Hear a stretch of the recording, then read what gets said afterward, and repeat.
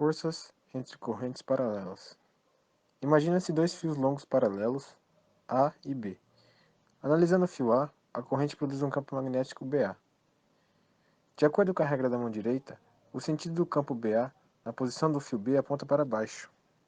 Para determinar a força, é necessário ainda conhecer o módulo do campo BA na posição do fio B, calculado através da equação campo magnético de A é igual a μ0 vezes a corrente do fio A sobre 2πd. Conhecido o campo, é possível calcular a força a que está submetido um segmento L do fio B devido à presença de um campo magnético BA, através da equação força de B em A é igual à corrente do fio B pelo produto vetorial entre o vetor comprimento e o vetor campo magnético de A. Como os vetores L e BA são perpendiculares, é possível escrever que a força de B em A é igual à corrente do fio B vezes o comprimento vezes o campo magnético de A vezes o seno de 90 graus, que é igual a μ0 vezes o comprimento vezes a corrente do fio A vezes a corrente do fio B, tudo isso sobre 2πd. É possível usar esse método para determinar a força exercida sobre o fio A pela corrente que circula no fio B.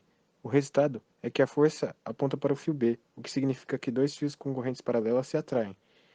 No caso em que as correntes têm sentidos opostos nos dois fios, o resultado mostra que as forças apontam para longe de ambos os fios, que se repelem. Fica evidente, então, que correntes paralelas se atraem e correntes antiparalelas se repelem. Um fato interessante é que a força que age entre fios paralelos era usada para definir um ampere, uma das 7 unidades básicas do SI. A antiga definição dizia que o ampere é a corrente constante que, quando mantida em dois condutores retilíneos, paralelos, de comprimento infinito e seção reta desprezível, separados por 1 metro de distância no vácuo, produz uma força de 2 vezes 10 elevado a menos 7 newtons por metro. Para visualizar esse fenômeno, foram utilizados dois fios de cobre paralelos de 30 centímetros, fixados em ambas as extremidades e separados por uma distância de 0,5 centímetros entre si. Utilizando uma fonte, foi estabelecida uma corrente de 5 amperes em cada fio. Ao serem estabelecidas as correntes, foi possível observar que houve um leve desvio de um dos fios, conforme esperado. Para calcular o módulo da força entre os fios, utilizou-se a equação previamente deduzida. Para μ0, considera-se a permeabilidade magnética do vácuo.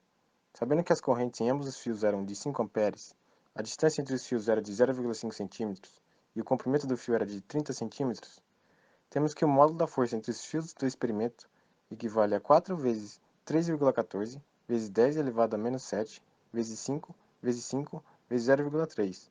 Tudo isso dividido por 2 vezes 3,14 vezes 0,005. Logo, o módulo da força entre os fios deste experimento foi de 0,3 mN.